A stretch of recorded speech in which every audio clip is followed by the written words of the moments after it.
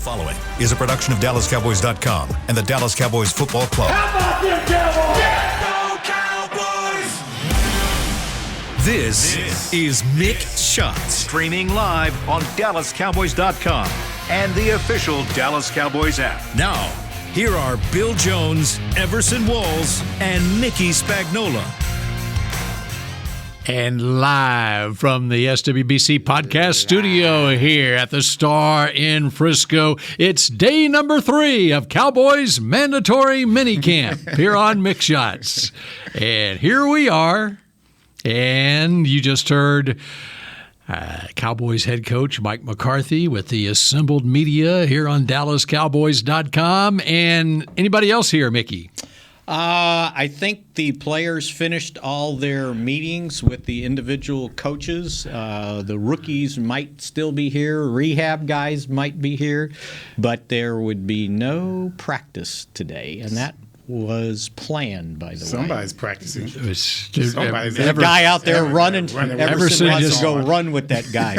Everson just looked out on that practice field expecting to see a whole team out there practicing. It is the last day of mandatory minicamp after all. Well, the only thing that was mandatory, out there in sweats. The only thing that was mandatory is Mike had to do a press conference. This guy's out there with a hoodie on. You know, what time is it, man? This is the hottest part of the day. Obviously, somebody pulled his card, like, son, you need to do this, that, and the other.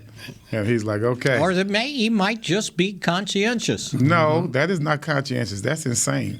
That's insane. And it's not the hottest part of the day. It is 11:30, but it is heating up to another 100-degree day. Right. So it's at 91 degrees right now. I'm hoping he's finishing up. Yeah. I'm hoping he's on his last sprint. Do you guys realize we get the last word on podcasts till training camp? This is it. Wow. Nobody's after us, so you better be good today. There you go. We're wrapping up the off season here. But based on, everything that's happened before, there will be serious breaking news as soon as we sign off that we do know. It happens every time. But if it does, it's not good news. I know, but we miss it. We miss it. Right? No, there will be good news later this afternoon. You're confident. No doubt. There's no doubt there will be good news for AT&T Stadium. The World Cup is coming here. The North Texas. Who gives a crap? What is he talking? I'm like, wait a minute. What's happening? He's Mr. News Guy, right? Not World just Cowboys. Cup 2026. That's good news for Jerry, but not necessarily. Big announcement this afternoon in downtown Dallas. Dallas Cowboys cheerleaders are going to be present. Jerry Jones is going to be present. I hear maybe even some Cowboy players are going to be present for the big announcement this afternoon that the Cowboys will be hosting World Cup soccer games. And World Cup. We're talking World Cup. Last time this happened in the United States was 1994. It's good stuff. Yep. And I was there. That's good stuff. For at least one game. So will they get the finals or just we won't even know that today. What they are announcing today, FIFA is announcing the host cities. And there's 16 sites. And there's 16 cities that are bidding, basically. So everybody, there's 20 cities. Everybody gets 20 cities. Some in a couple in Mexico and a couple in Canada, but AT&T Stadium. None in Saudi Arabia, right? It's North America. It's a North America. I recall deal. them the plans to fly over a human fan, a big giant fan. Over the stadium the last time they had it. I don't know how they turned out. So AT&T or the Cotton Bowl? AT&T Stadium, okay. Which, of course, has hosted a number of international. Man, why would you because they could have multiple games at the same time. They could, but with the training sites also here, that's another lure for, and obviously the easy travel in and out internationally. It'll be several months away, I believe, before we'll know whether they get the finals and the semifinals, whatever. Are we doing any window dressing to AT&T Stadium? I'm sure they'll be. Got some stuff going on. They've got time different for soccer versus how you host football. It's 4 years away, so there's plenty of time. 2026. It's 4 years away. Why were you talking about this? That's right. Yeah, 4 years away. You just took up 5 minutes. I'm just telling you. I would thought it was coming next year. Half the players that are here. They haven't even played this year's World Cup yet. Where's this year's World Cup? Don't look at me. Qatar. Qatar. That's where. That's okay. So there it is. Your It's gonna be football 10 talk. 10 U.S. The cities. Joneses and the Hunts will be there this afternoon in downtown Dallas. Of course, the Hunt family has been huge. Lamar Hunt bringing soccer to North Texas going back Well, the Soccer decades Hall of ago. Fame's here. How could it not have games here? That's right. Where am I going to be in 4 years? Jeez. Yeah, at least 4 years. Good luck. Well, I just hope our feet are on the ground. Not under the ground. Okay, so Mike McCarthy had a press conference. You learn anything from his press conference this morning? They played top golf yesterday. Yes, they did. Yes, that was Did they? team bonding. That was the day. team building yesterday. Was That- Topgolf. Michael Parsons broke a window, right? He probably putted, and it went 300. putted, right? It went 300 yards or something. They wore their. I don't think we got to talk about this before. They wore their Guardian caps on Wednesday. Mm-hmm.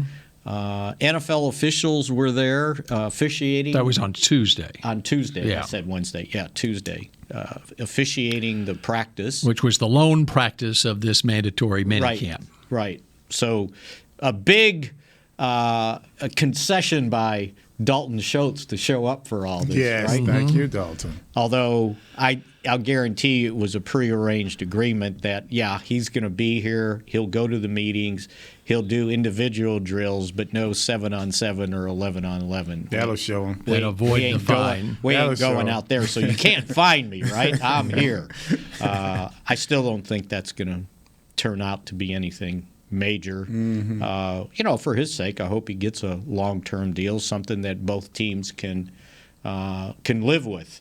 And of course, it's predicated on other signings, correct, and people that they can possibly bring in. And they got a month. First. They got a Yeah, month first. starting yesterday, right? July 15th is the deadline on getting a long-term deal done. And if one's not done by then he plays on the franchise tag, which is $10.9 million this year. Guaranteed. Right, guaranteed. Poor guy. Yep. That'll triple what he's made in 4 years.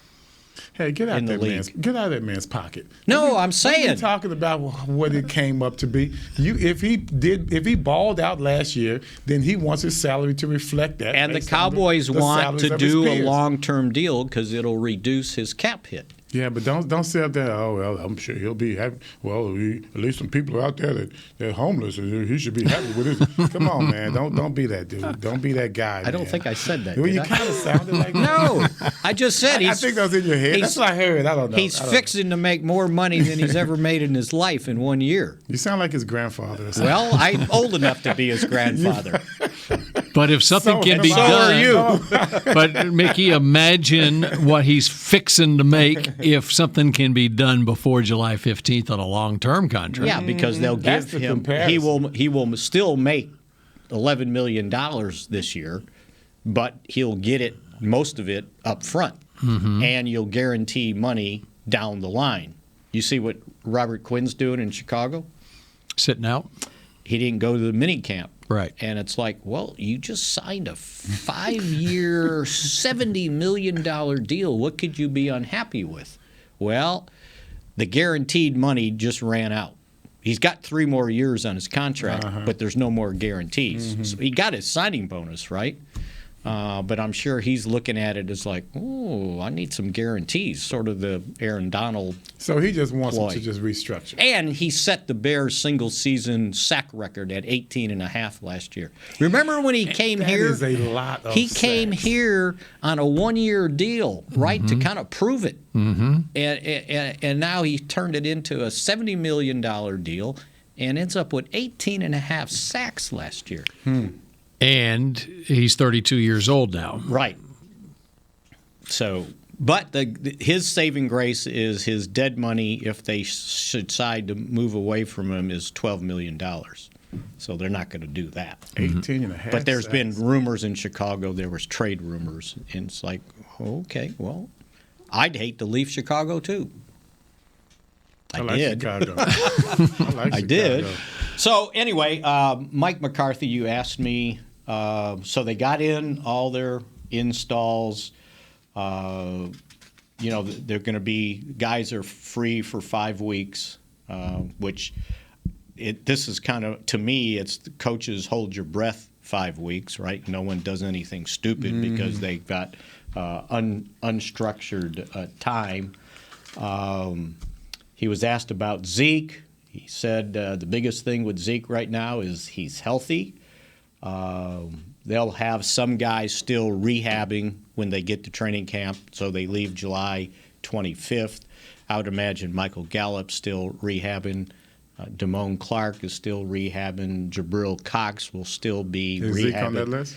On who? The rehab list? Yeah, they'll be rehabbing to start. They may, all three will probably be on PUP just to reserve the right that if they're not ready to start the season, they can extend it another 4 weeks. What about Zeke?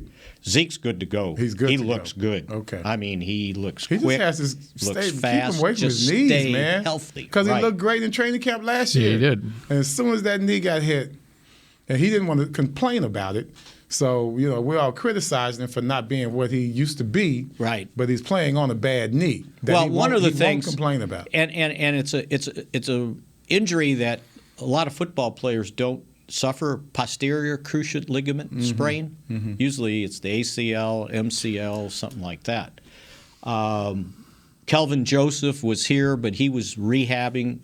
McCarthy said it was a minor But for injury. Kelvin Joseph, Yeah. but like on the Zeke with the PCL, that's normally an injury that you'll sit out. If you get it during the season, you sit out 4 weeks, and then it heals, whatever, and then you're back. Well, Zeke didn't sit out. He never sat out, and so. And it's not usually one that they surgically repair. Right. Unless you tore it while you tore your ACL, then they fix it. So only rest. That's basically the best thing. Exactly. And that's what he finally got when the season was over. And he still, by the way, was one of 7 guys that rushed for 1,000 yards last year. So give him credit for putting his head down. We look at the end of the season, we forget going. about how good the beginning of the season was for us. Yeah. Yeah. So and now you're back to Kelvin Joseph. Kelvin Joseph, he's here practicing. I've heard on good advice, or not advice, but good word that Authority's a good word. Yeah, he's good to go. The wordsmith out over here. That nothing's gonna transpire any further from a law enforcement thing. From a good. legal That's thing. good. Yeah, that's good. Man, it's crazy.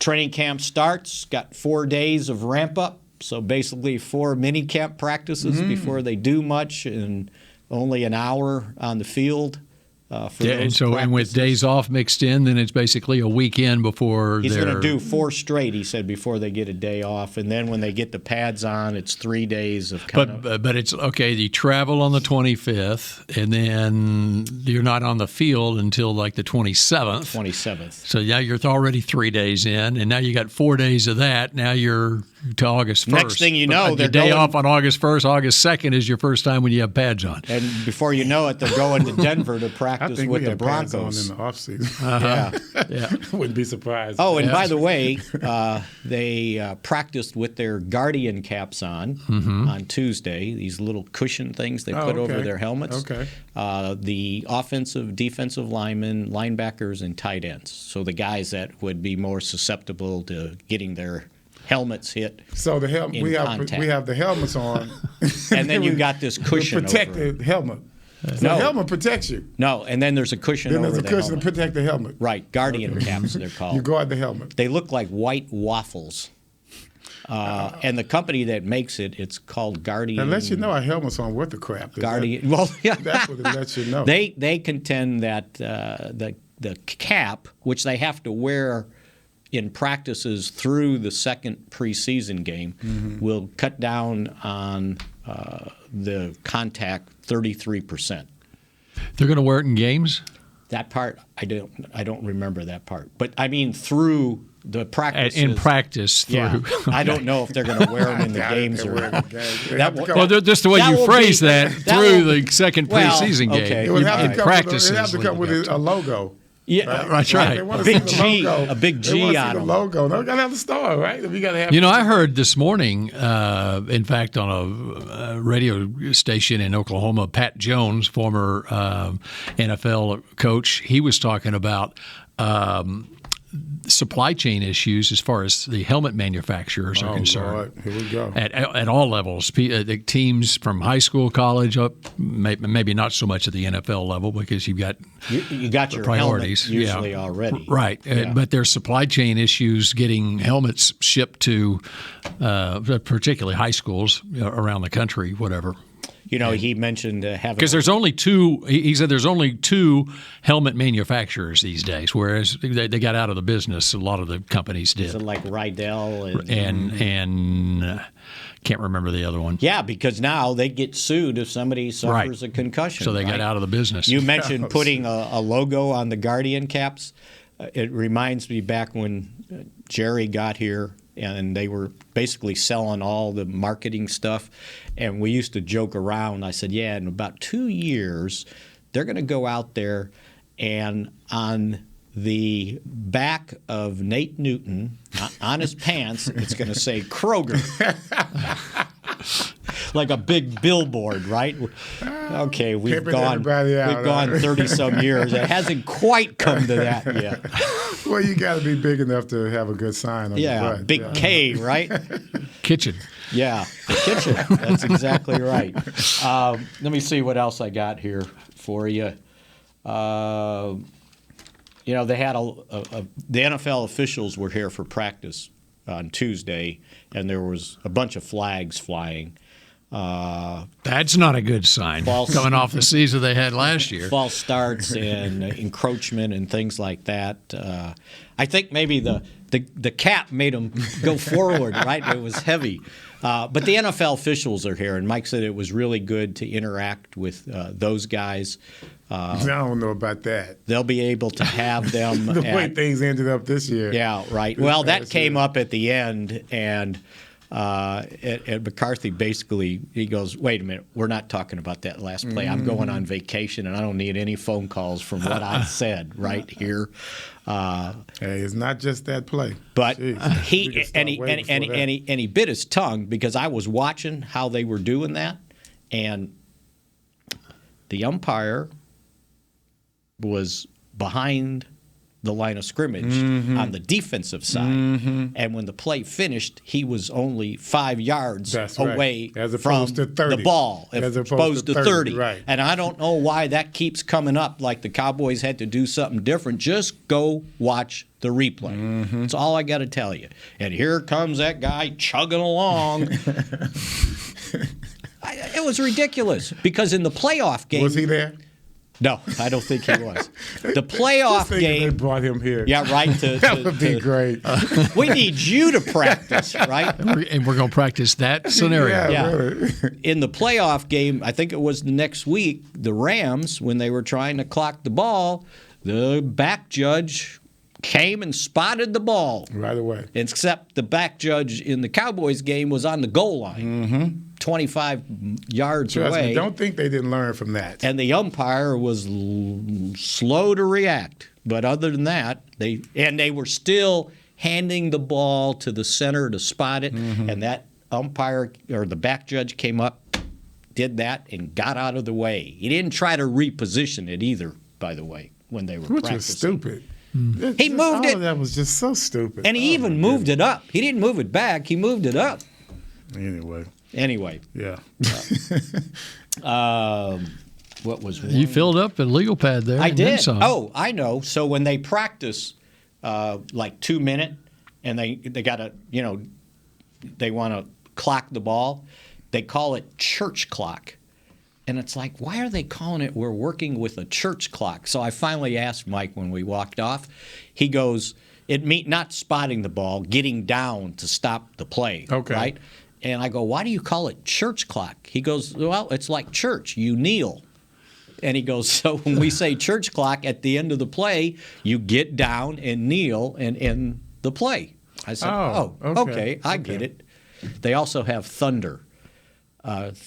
Church thunder. Church thunder means that we're going to run the kicking team on the field and kick. No time. We got no timeouts. We got to get everybody out there. And that could be crucial. And by the way, that could be crucial. Garibay had a really good day. It was the first day we got to see him actually kick behind the line with the offense, defense out there. He hit 7 of 8 the first time. The one he missed was from 55, and he got a do-over, and he hit it. And then when they did church clock, I don't know how many times they did it. I think he missed one it hit off the goalpost from 53. But other than that, the ball sounds right when he kicks it. Which goalpost? The right. Okay. Yeah. He kicks a straight ball. It's none of this curving, hooking stuff. Kicks a straight ball, which I like. Like Bailey. Bailey used to kick a straight ball. But it sounds right.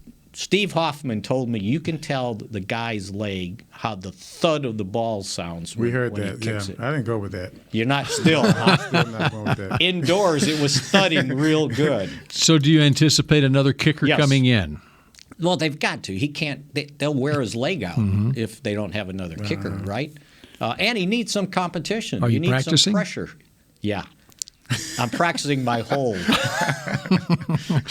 You remember in high school, whoever had to hold, that was like a brave job because you had to trust the kicker not to kick your hand, he was right? usually one of the more athletic guys on the team. That was holding? Yeah, that's usually the one. I remember Charlie Waters did it all the time. Yeah, that's right. I said high school. Yeah, well, but even going back to high school, college, it was always a very, if it wasn't a punter, then it was always usually a very athletic person. Someone had quarterback. I think Romo did. Did Romo? Yeah. Did Romo do it? Well, he tried. He tried. He did it ish. Yeah. Now, catching the ball wasn't a problem. To me, I worried about the guy kicking my hand. I didn't want him to kick my finger. That was what I worried about. So I had a question for you. Yes. So they've gone through all these, 8 OTAs, a mini camp practice. When's the first time you practiced with the team? Not rookie camp or anything like that, but with the team. Yeah. That would be training camp. That was it? Yeah. There was nothing? No, we did rookie camp. I don't recall doing any team stuff. I remember dodging off-season workouts. That I do remember. Dodging them? Yes, because Bob Ward was like on it. Avoiding, If like you come avoiding up there, him? Yeah, if you come up there just to check your mail, it was right there. I know we got to take a break, so I got something that I want to ask him about these off-season workouts. Okay, that's coming up next here on Mick Shots. Mm-hmm.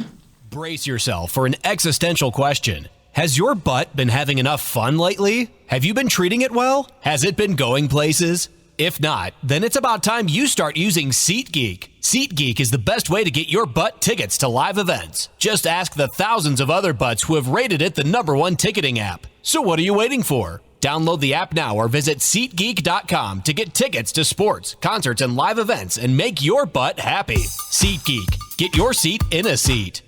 Want to use what the pros use? How about the official men's skincare brand of the Dallas Cowboys, Jack Black? Right now you can get the Jack Black Starter, a curated collection of Cowboys locker room favorites for just $10 with free shipping. The starter includes 4 Jack Black skincare favorites plus a full-sized intense therapy lip balm. Go to getjackblack.com/Cowboys and use the code word TEAMJB. That's getjackblack.com/Cowboys. The Jack Black Starter, $10, free shipping. The Cowboys way, where 16 Hall of Famers and 5 championships shows us what success looks like. Where turkey is always the second best part of Thanksgiving Day. Where we are all defined by one single thing, the star. Where we as fans know it's our job to keep the tradition going. Bank of America is proud to be the official bank of the Dallas Cowboys and to support the quest of living life the Cowboys way. Copyright 2020, Bank of America Corporation. At AT&T, everyone, new and existing customers, get our best deals on every smartphone. Why? Because you deserve it. For turning your living room into your office and your gym. For teaching grandma how to video call. And teaching her again. It's the button on your left, Nana. Okay, your other left. It's not complicated. Everyone deserves something new. So AT&T is giving everyone, new and existing customers, our best deals with every unlimited plan on every smartphone, even the latest ones. AT&T may temporarily slow data speeds if the network is busy. Restrictions and exceptions may apply. Back to Mick Shots. K-Post Roofing and Waterproofing, proud partner of the Dallas Cowboys. From corporate homes to your home. Have your roof checked by choice, not by chance. Call now, 214-225-4860, kpostcompany.com. Nice. All right. What do we tease? Do you remember? I said I needed to ask. He wrote it down. He wrote it down. I was asking him about what they did in the offseason. That's right. Right? And you're a rookie, right? Mm-hmm. So you get no head start, basically, before training camp starts. Well, I thought That was 40 years ago. An interesting thing it was 41 in the mini camp practice. So the Cowboys have the three guys I told you earlier that were rehabbing, right?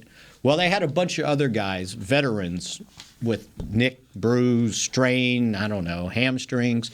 So missing in practice, Javon Curse, James Washington, still one of those. That should be my fourth guy when I mentioned J-Ron, yeah. CeeDee Lamb's got a hamstring, so he didn't practice.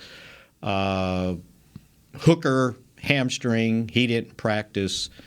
And see, that's what off-season workouts do for you. They get you injured. So all these guys, all these guys were. CeeDee Lamb's injured now because of off-season practice. All these guys were missing, right? But I thought the benefit is all these young guys got to get out there and take snaps. Mm-hmm. Like when the wide receivers went out. So your top three wide receivers out. Yeah. And even Noah Brown. Mm. So when they went out first team, it was Tolbert, Dennis Houston, and did they bring the speedster in? I can't remember his name now. I got it here. Oh, and Simi Fehoko.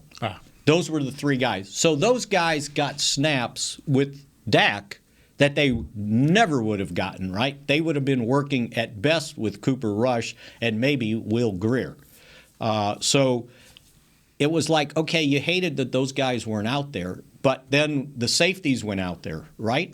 So Donovan Wilson and Marquise Bell with the first defense, right? So these guys were getting snaps that they normally wouldn't have gotten with the first team. And I thought, well, this is actually good. And that's why I was asking you that, because you probably never got any snaps. How many DBs do they have out there? Well, say 12 on the roster, including the rookies. It looks like probably 20. Yeah, off the top of my head. Yeah, we had 25 rookies. 25 rookies. Yeah, we had 25 and they just got rookies. 20. Right, total. we got 25 rookies. So it's kind of hard to work that in, and you won't have that many people that would have been hurt, to where we could they wouldn't have gotten to me. I know that much. Right. The only thing we did, I remember rookie camp. I've told this story before. We were just out there, as rookies. It was so many of us, and we were going against Doug Donnelly and those guys. They were the rookie wideouts. Mike Wilson, if you call, went to the 49ers and got his few rings there. And the only veteran we saw was Tony Hill. And he was just coming out there trying to get loose. And so, yeah, we almost got into a fight first time I met him because he wanted to just come out there and get loose. And I'm like, you wanted to cover. This is Tony Hill, right? So, because I wanted to prove myself. But, no, that's about the only time I can remember going up against a veteran in camp. By the time we got to Thousand Oaks, yeah, we were there, 14 days before they got there? Yeah, but that was your first That was our first time. So also, 17 DBs on the roster. 17? Okay, I was at 20 estimate. And that's including veterans. Yeah. 17 on the roster. And so without Joseph practicing and without Nashawn Wright, Kyron Brown got to go out there with the second team and sometimes work into the slot with the first team. Mm-hmm. He wouldn't have had those snaps. That is huge. That is huge. So and also with the offensive line, Tyron Smith doesn't need every mini camp snap, right?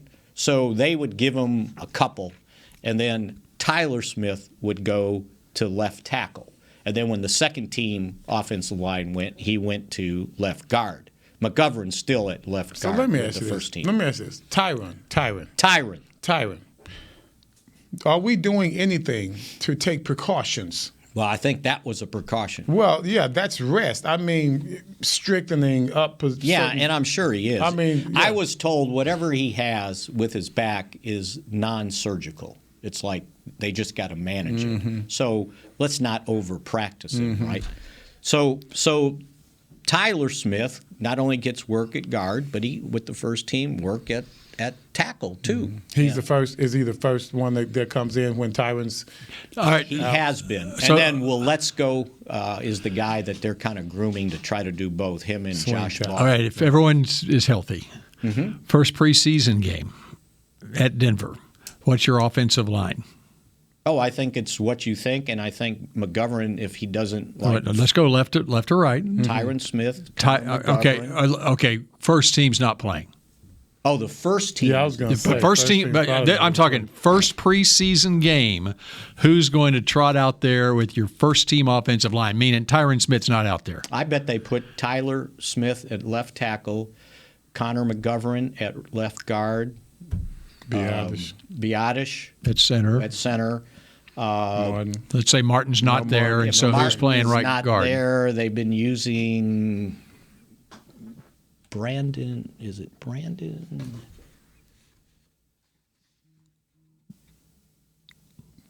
They were using Brandon. No, Brandon Jones was playing center. And we'll put Steele at right tackle. Steele's he's gonna play, right? Even first preseason. And one of the things they had been doing is using Braylon Jones at center, and then Matt Forniak at guard. Okay, so getting him some position flex there Forniak for guard. Forniak. All right, and the reason I ask that is how are they going to be using the first round draft pick as far as getting him reps? Because McCarthy's on record saying he looks like right now the better position for him is left guard coming into the league right now. Obviously, they look at him as a left tackle on down the road, but so how will it manifest, though, in the preseason as far as getting him in position? And I guess the bigger question on him is first regular season game. Who is your starting offensive line? I think. I mean, who do they want to be there? Well, I'm sure they would Smith. Want him, right. but at guard. But you got to give Connor McGovern a chance, right? And a chance to either succeed or not. But where do you give him a chance? At guard, at left not guard, at center. Not at center. Okay. So we're not going to see him at center. If it is, it's a backup. It's to give him. So Biadish is the man at center. Oh, yes. We are looking at no changes there. I don't foresee that whatsoever. They like him. So, and remember, he started 1 year. Mm-hmm. So the bigger issue is what if he got hurt? Now who plays center? Right. And they've been using Forniak there, Braylon Jones there. I saw McGovern get a couple snaps in one of the OTA practices. So I think it comes down to who can play. I don't think they know yet. To answer your I guess question. one of my questions is there a point during the preseason where you just got to focus the rookie on one position? And then or is he also the backup to Tyron if ever anything happened to Tyron? Right. And I think if he's not starting guard, right, at left guard, then I think he's still doing both. Right. Yeah. But if he's starting at left guard, they're not going to move him out to left tackle. If Tyron went down with an injury, you got somebody else that comes in left tackle. And then it's Let's Go or Josh Ball. Mm-hmm. Or if they don't like those guys, then it's a veteran to be named later, which you'd rather avoid that. So my point about all this young stuff and the snaps these guys are getting, I was thinking if you had gone through that, you might have had 15 interceptions. I would not have touched the field. They couldn't have. They wouldn't have reached back that far. It was too many of us. Just wouldn't have got a chance. It was too many of us. And when you talk about 17 veterans and rookies, we're talking 25 rookies alone. I don't know how many rookies you have on there. You'd bring in right after 4th of July, the rookie camp would start in even if Thousand everybody Oaks got hurt, and it was like a tryout time. You still wouldn't have got out there. Not just myself. I could see about 8 guys. So, back in that era, after the draft, and when was the draft? We were still in school. It was still April. Yeah, we were still in school. Okay. Yeah, it wasn't November of the year before. Right. Which is what it was 50 years ago. Right. All right. So, at what point? Okay, you signed right after the draft. Mm-hmm. So, at what point were you at the facility? That would be after school was out. So it would probably been around after May, maybe June. Okay. When we first got a chance for the rookies to there'd come be to a camp. rookie orientation. It was a rookie orientation Okay. camp. Yeah. Right. Okay. And we went at it hot and heavy there. We went at it. But there was no veterans on the premises. Unless they were just on their own working out like Tony Hill was, correct. whatever. That's correct. And so then you go to training camp, and especially as all the rookies, you have the rookie camp there for 2 weeks before the veterans show up. Yeah. So. I think you had Vince Skillings drafted, you had Ken Miller and Ron Fellows. The only ones that were drafted, but that when it's all said and done, Michael Downs was the one that immediately showed that he was the one that was going to step out. Because once again, they were looking for DBs. I mean, they weren't happy with not one position were they happy with, except for strong safety, and that was Charlie Waters coming off an injury. So you had Dexter come backing up. It ended up being a great start as well. But after that, it's just they were just throwing us in there. And by the way, for you youngsters out there, once upon a time there were 6 preseason games in this league. Yeah. Yeah. So when you lined up for a drill, did they line you up? You just ran in there where you wanted to, or I did against Tony Hill, but after that, I mean, did they line you up in we want this draft choice, just draft choice, and then the rest of the draft choices certainly got the first look at. Sort of like the way they and as they should be. Yeah. They're draft picks. Right. They should get look. But after that, we're around in the back. We're trying to elbow our way in. You didn't start counting receivers and going, okay, I got to avoid that guy. Hey, at that time, you just wanted to get in. There was no luxury there because it was just so many of us. I've seen guys do that now. I've seen people do that when they want to get at someone. Yeah, I never saw them do it to avoid someone. Now I must say, Michael Downs was pretty intimidating to the wide receivers. I saw them avoiding him when it came to the pass defense techniques. He was like Spider-Man up there. I mean, his arms were just like all over the place. Have you told the story that you wanted to tell in the break? Oh yeah. So we were talking about guys working in the off season, like back in the 70s. So when I interviewed Dede Lewis, it's like, Dede, what did you do in the off season? He goes, well, did a lot of. He goes, I was in an apartment. I was in that pool a lot. I said, did you work out? He goes, absolutely. I did these 12-ounce curls. So he had a tan. He was looking good. He had a nice tan. When he got to training camp, he was good. It was good to go. I just remember I wanted to whatever I could do, I wanted to do. But what I saw Bob Ward doing, man, that was like track practice. And I hated track practice back in high school, so I wasn't doing any of that. I wanted to keep on doing the same things that got me to where I was. So I just kept it all around. I've always felt that each sport helped me, in my playing defensive back. So I played tennis, I played basketball, and I went out there and did shadow cover. So they didn't have a workout program for you? They did. They give it to you? It was up there for everyone. Oh, okay. Yeah. And it was, they would give you incentives. So you could get a watch. If you had a lot of workouts, Ron Springs used to kill the workouts all the time. Bob Brunick used to kill the workouts all the time. I think you had eligible 44 or 45 workouts. I got 12.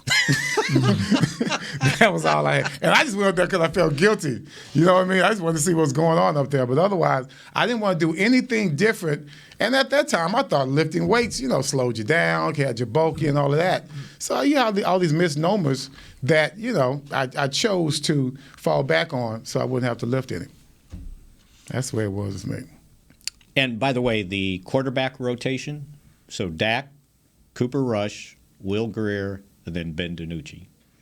But I'll tell you, the one guy that I noticed that all this work helped was Fihoko. Because he's down the line, right? He didn't get work like that with Dak, and he was out there. They were in scramble. They call it scramble 7-on-7. Like the defense has got 7 guys out there, and then the idea is the play is broken down, so the quarterback will spin out, and everybody's scrambling to try to. He caught one in the end zone. It was a heck of a catch, and chances are he's not out there with Dak, right? So he's getting an opportunity because he didn't play last year. So it's on him now, right? Quarterbacks love big targets. He's getting that opportunity. And he is a nice big bigger. Target. I got the chance to talk to him and I was like, I don't remember this guy being so tall. What did they list him at? 6'4". That's what I thought. What would you expect? Yeah. That's 6'4". He's 6'4". That's tall. Tall for me. Right. So, yeah. That's a foot past me, as a right? quarterback, you love those kind of big targets. He doesn't have really much speed, does he? He's just more of a possession, move the chains type of receiver. He's got some. I remember when I looked at his thing coming out, it seemed like 4.5 maybe, something like that. Not bad. And he had some big games in college. And let's be real, guys. You can be fast, but there's when you're fast. 4.43. We talked about 4.43. That's nice. 4.43 at the combine. So his deal is 4.43. Catch the ball. Don't have 6'3" and 7/8, 222 pounds, a 4.43 40. Get the 180. Yeah. Let's just a 6.78 cone drill. Now see. Is that like? That's good. That's good. Below 7 is good. But here's the thing. When are you fast? Yeah. Are you quick coming off the line, or do you have top end speed? Some of that makes a big difference, especially when you're running routes coming off the line of scrimmage. 10-yard split, 159. See what I'm saying? If you have that takeoff, that burst from the beginning, that could be a problem for a defensive back because you're closing that gap real fast on him. And even if it's a jam technique, then you're going to, once you beat him, you might be gone if his first 10 yards are that fast, that explosion. The other guy that's benefited from these workouts is Jalen Tolbert, because with all those other guys rehabbing, he's out there with Dak. And what they were in team, I believe it was a 2-minute drill, and they were on the goal line.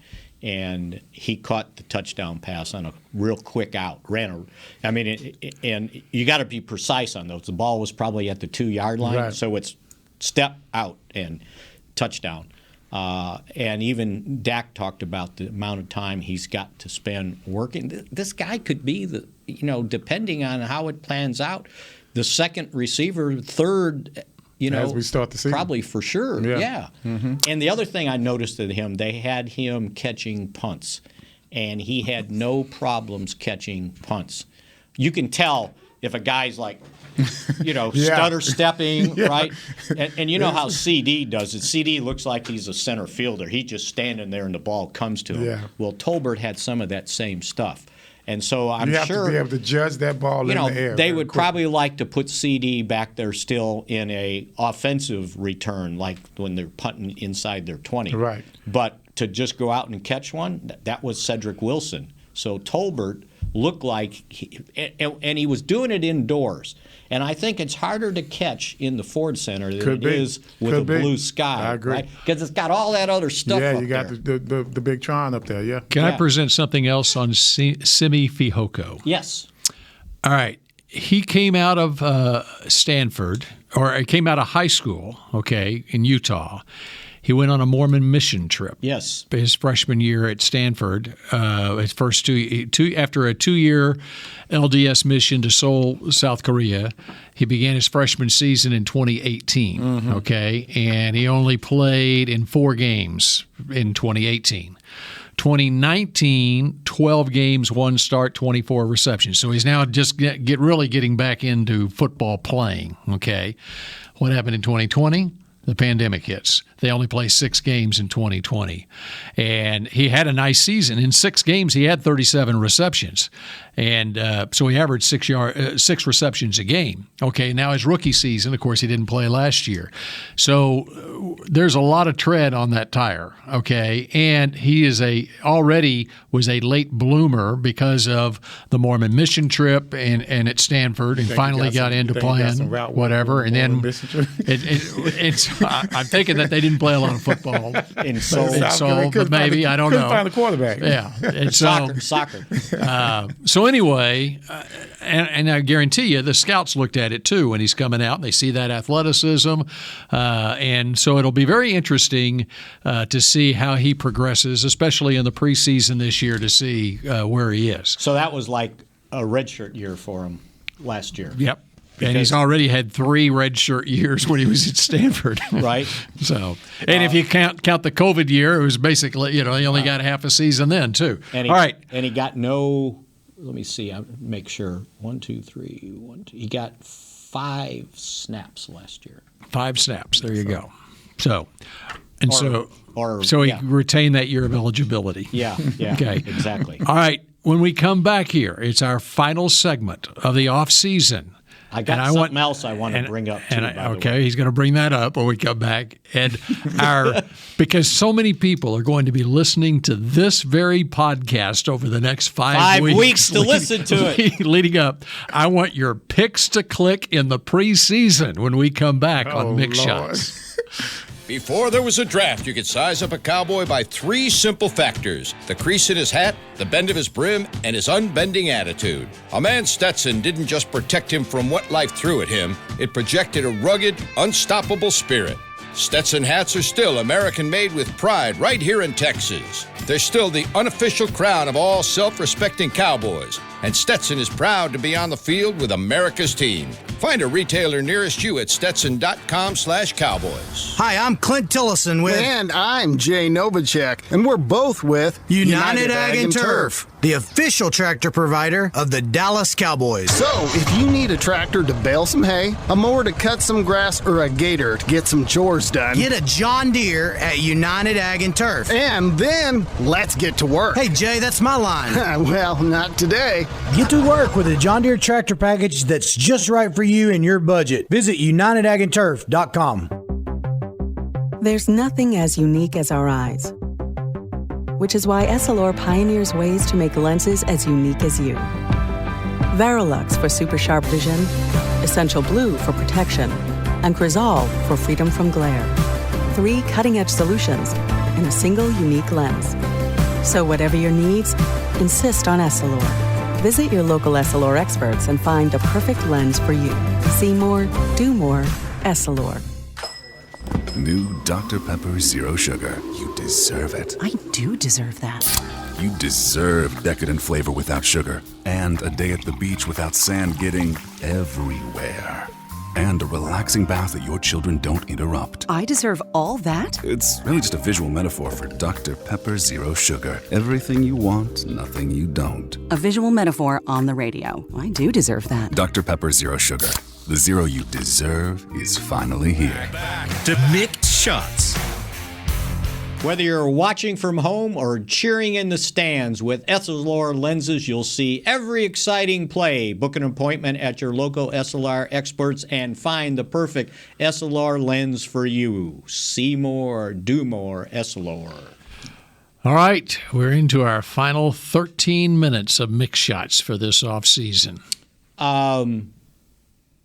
We did the show last week on Wednesday. Mm-hmm. On Thursday, Don Perkins passed away. That's true. I don't think we got a chance to talk about that. Once again, right after we went offline, and we for forgot. the people, we did not talk about that. Was on Bill, man. Bill should have seen that. He did not. He should have seen it coming, yes. right? Yeah. Yes. And passed away, 84 years old.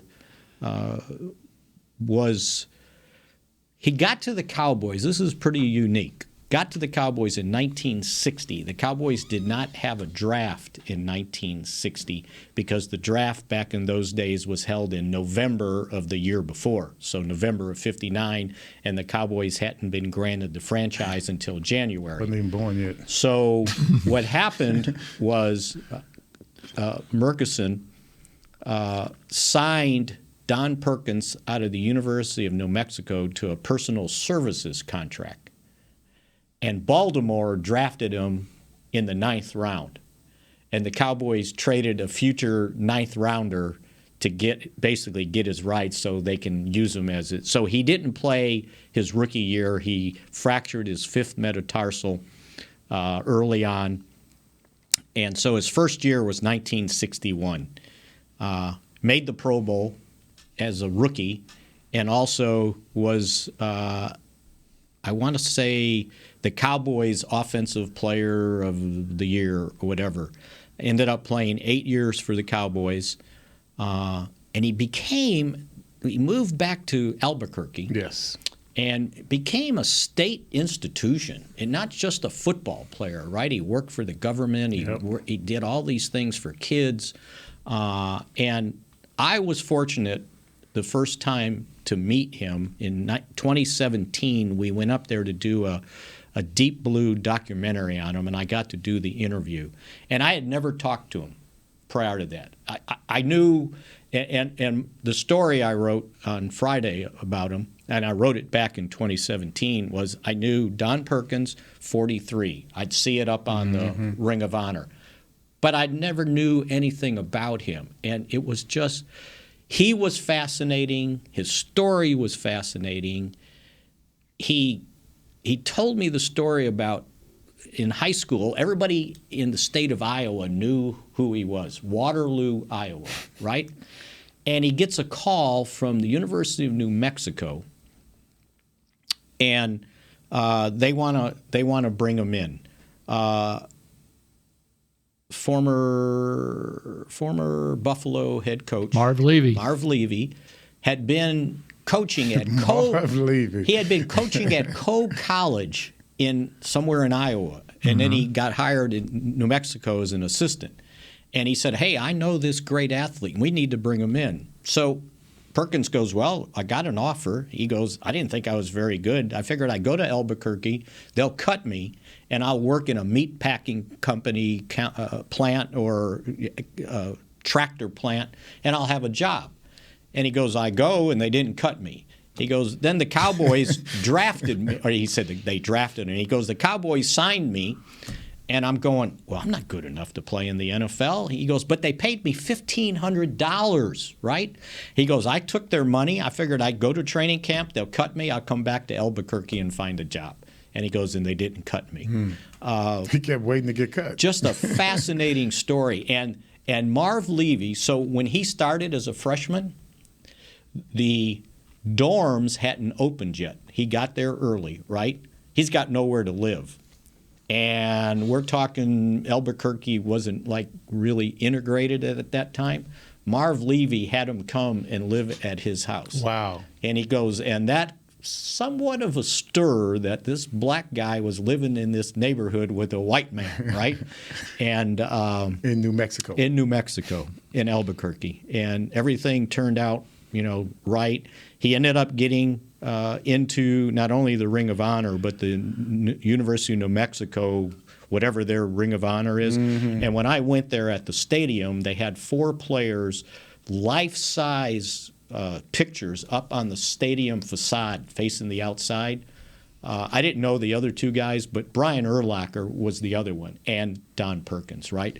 So Hall of Fame. Today, his wishes were not to have any special deal. So the family's doing a private memorial for him at a funeral home, and it sounds like the University of New Mexico is going to put something on. And when I talked to one of the guys that works in one of the TV stations in Albuquerque, I said, "Well, where would they do that?" And he goes, "Either the State Pit, the Snake Pit, or the University Stadium," because they figured that many people will show up to honor Don Perkins. And see, I love it when they treat old school like that. Yeah. Yeah, we're pushing old school in the background. Of course, we all feel that. But it's still good to be You'll love this. So celebrated. when he played here, his kids were not very old. They didn't know much about his career. When we did the interview, his 2 daughters showed up, Karen and Judy. And so we got to interview them about him. And she goes, when we'd go to a swimming pool, she goes, we could clear out a swimming pool. Hey, look, this pool's all to ourselves all of a sudden. It was hilarious. Wow, this is fun, Dad. And you know what? They thought one of the reasons, and I've read this, that he moved the family back to Albuquerque was just Dallas it was too hard to find a place to live in the late 60s. And his grandson was there. At the time, he was 9 years old, right? And he interacted with this kid so well. And he was he had developed dementia, right? He remembered everything about his career, right? It was just amazing. And he interacted with what did you like best about your grandpa? Well, he taught me how to play checkers. And Don Perkins would go, "Yeah, and you know what? I still think you owe me some money." It was one of the neatest things I got a chance to do. And I just thought, shame on me for not knowing about this guy's career as well as I did after that 2-hour interview. So anyway, cool. I just wanted to I remember throw out. you came back from that just raving about the interview. And he's so eloquent. Yes. He was so articulate, Don Perkins. And in fact, he went straight from his NFL career to the CBS. He was working at network TV. A couple of years. Doing like on the NFL Today games. show. And then college games too, I think. Right. And here's the other thing about his playing career. He played 8 years with the Cowboys, 1961 through 68. How many times did he make the Pro Bowl in 8 years? None. Six. Oh. Six times. 6 of 8. 6 times in 8 years he made the Pro Bowl. So he wasn't just a Cowboy star; he was an NFL star. Right. Mm-hmm. Yeah. Even though he played for the Cowboys. As a matter of fact, we career. it was right at the edge of the campus. There's I want to say it's the Frontier Restaurant, something like that. It's an old established campus restaurant, right? So we go to eat lunch there, and on the wall right behind where we sat, there's this big, huge picture of John Wayne on this wall. And on this wall, it's Don Perkins. That's perfect. I love it. So that That's tells good you how stuff. popular he was in the city of Albuquerque. So I'm waiting to hear if they get this thing planned to do a memorial thing for him. But That's nice. The Cowboys, they didn't know what was going to happen, so we got a hold of his daughter, and she's just the greatest. He used to do stuff with the governor. Right? And she said we'd go and play in the backyard at the governor's mansion like we belonged there, right? But that's the pull he had. So anyway, 84 years old, Don Perkins. Cool. Rest in peace, my brother. Okay, we got 5 minutes left here to wrap up the offseason. Or 10. Look ahead to the preseason. 5 or 15. All right, preseason. You got games at Denver, at the Chargers, and working out with the Broncos and working out with the Chargers, and then back home, the lone home preseason game against the Seattle Seahawks. All right, I need one pick to click for the preseason. That has to, or somebody that's your going to prediction, come out of your prediction come out of that there's always in these preseason games or in practice, there's always somebody who, oh man, this guy's. But they got to get an opportunity. Yeah, right. And so we're not talking your first teamers. And with 3 preseason games. Wonder how they're going to handle the preseason games with 3 preseason games as far as how much. See, they had 4 last year because they played the Hall of Fame game. Everybody else had 3, so this is the first year. First time for the Cowboys. Those 2 practice games, you can get a lot of work in. Practices They against usually get a lot of good They work may in. be more And they're going important. against 2 different teams. Is that what I heard you say? Yes. Yeah. That's pretty doggone good. Yeah, well, that's when you get your work. That's when you get your real work. So from what I've seen so far, it's going to be one of 2 guys. Okay. I'll give you one. You just got to pick one, man. You can't be taking up all these people because I got my people as well. I am a big fan of Jalen Tolbert. Okay. I think, everybody's going to see, he went to South Alabama. Well, I'll tell you what, this kid can play. And I'm expecting he's also going to get the opportunity. So that's what's more, like you said, that's what's more important. So that's my pick. Since I went Jalen Tolbert, 3rd round draft pick. Out of South Alabama. South Alabama. The only thing I knew about South Alabama previously was one, Eddie Stanky coached baseball there. That's right. They came and coached managed the Rangers for one day. One game, right? He used to be the manager of the White Sox, by the way. Mm-hmm. And then the other thing was when we would go to the Senior Bowl and some receivers would get hurt, they had to bring new guys in. They'd get them from South Alabama because they were right there. That's true. I've heard of some good players coming from South Alabama. All right, your turns. Well, of course, mine is Bell. Yeah. I knew that was a layup, Marquise Bell. That's a layup. We are coming from FAMU, HBCU through Maryland. I think this guy's going to get the opportunity. And I think he is going to hurt some people in the preseason games. He's going to lay some people out. I can see it.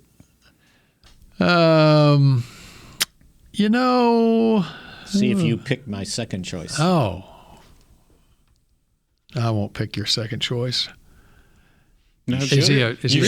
Is he a rookie? You asked us the question, and you're not prepared for your answer. What is going on? Yes. He is a rookie. Yes. Is he a draft pick? Yes. I was going to say Sam Williams. Yes, absolutely. There it is. Great minds. I just think he will get an opportunity because DeMarcus Lawrence doesn't need to play preseason games, right? And I've noticed that they've been working Dorrance Armstrong a little more on the left side than the right side. Now, Dante Fowler's getting a good look, but Sam Williams, I mean, he's an 8th-year veteran, 9th. Who? Dante Fowler. Yeah. Okay, yeah. So Sam Williams going to get some opportunities. And they've also moved a lot. He and Bale are going to hurt some people together. Chauncey Golston. People out together. Chauncey Golston had been at defensive end. They've been working him at defensive tackle at the 3 technique. Last year's third round pick. Third rounder. Third round, right? One of 3 third rounders. So keep an eye. I think all 3 guys that we've picked, I think keep an eye on those guys. Absolutely. See, wasn't that a great preview of the preseason right there? Yeah, right? We're ready for training camp. Let me give you guys something right here. I have a picture of a team portrait, I believe it was 1985. And remember the light beer used to do the be yourself? We take the picture and then you be yourself and they do something stupid. So this is I was right here. The guy sent me this the other day. That's Thurman Steves right there in the middle. That's Dennis, myself, Dexter, Michael Downs. Man, it has so many people. What a there. renegade bunch! Yeah, I know, right? You got. But I looked at the coaches up there. I don't know if you can see it. Ernie Stoutner is up there somewhere. You can't see him. I know this is a bad picture, but you got Ernie Stoutner up there. Jerry Tubbs, Dick Nolan is right there on the edge there. So what year is that? This is 1985, I believe, because Springs wasn't there. Stallings in there? Yeah, no, Stallings was gone to. No, not yet. Was he going? Well, we couldn't get him in the picture. It was just too many of them. He left the. There's Ken. That's Ken, the trainer. Remember Ken Locker? Yeah, Ken Locker. We got. Look at Jeff Rohr with no shirt on. Oh God! Put a shirt on. Yeah, Rohr, man. I said this and to all sunglasses. the guys, man. Yeah, man, I said this to all the guys. Jeff Rohr was a linebacker with the Cowboys out of California.